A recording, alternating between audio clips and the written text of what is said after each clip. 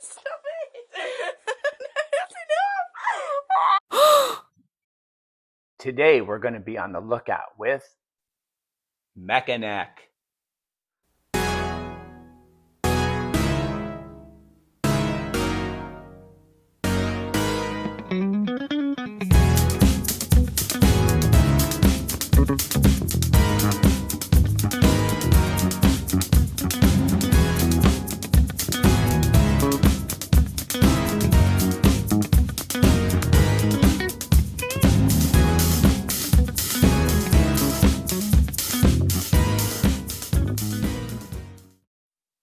Mekaneck shows up briefly in a blink and you'll miss it moment in the trailer for the new upcoming live-action Masters of the Universe movie. And you see his eyes and his helmet sort of peeking out from behind the main good guys as they do their like power walk superhero stance towards the camera. Mekaneck being a character in the movie is further confirmed because we've seen images of the new toy of him that are going to become available. But before we get the new toy of Mekaneck, let's talk about the old toy of Mekaneck.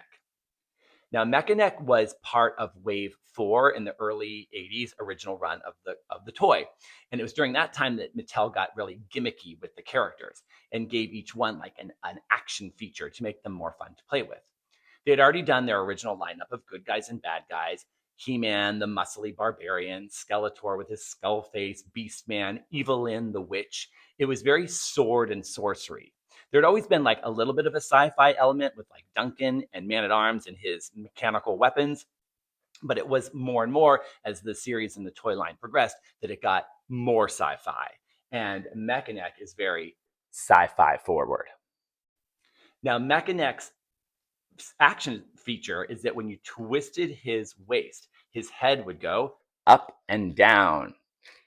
He was like a human periscope, a spy for the Masters of the Universe to spy on whatever evil doings Skeletor was up to. Now, Mekaneck was part of a subcategory that to me seemed like slightly disturbing if you overthink it.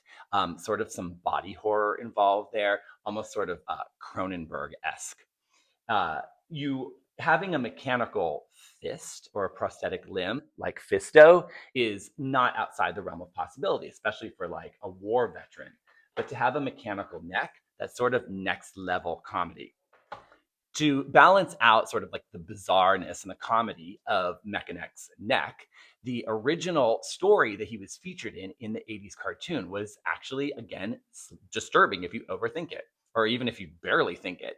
So in that story, he was having a lovely day with his son, Philip, out in a woods playing the flute. So he had a son, the son played a flute. It was all very lovely. And then a storm came along and they got separated in the storm and Mekaneck lost his son. As if that wasn't traumatizing enough, it got even more creepy because Philip, the son, was found by Count Marzo. Now, Count Marzo was a character that dates all the way back to the 80s cartoon, and he showed up again in the Mike Young 2000s reboot. In fact, in the 2000s reboot, he had like a pretty big role, but he's always been like super weird and super creepy. And the fact that he kidnapped the son and was like making him steal for him in the farmer's market was all like very insane and very creepy. I'm surprised we never got a Count Marzo figure. It never existed in the early line. I mean, there were often figures or characters in the 80s cartoon that were not licensed to be toys and they just weren't released as toys. But in the 2000s reboot, since he was such a big player and they kind of sort of like beefed him up a little bit to make him seem more like an action hero, we had kind of all thought that there would be a figure of him. Maybe there would have been if the line had continued at that point. But the real question, Mattel, is why didn't we get a Count Marzo now, especially with like the cartoon collection? He would have been perfect for that.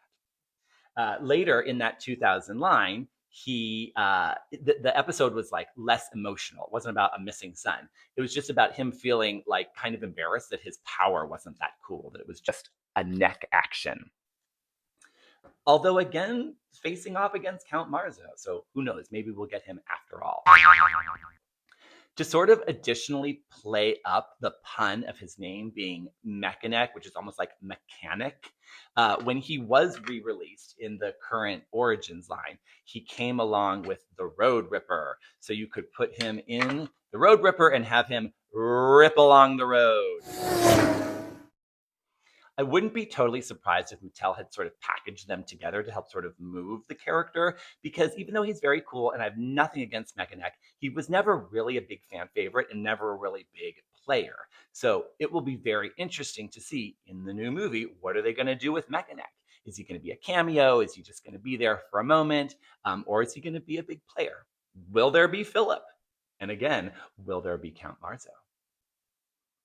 So until then, until the movie and the big reveal, stay with me as we continue to explore, play with the toys, and have a great time with all things Masters of the Universe.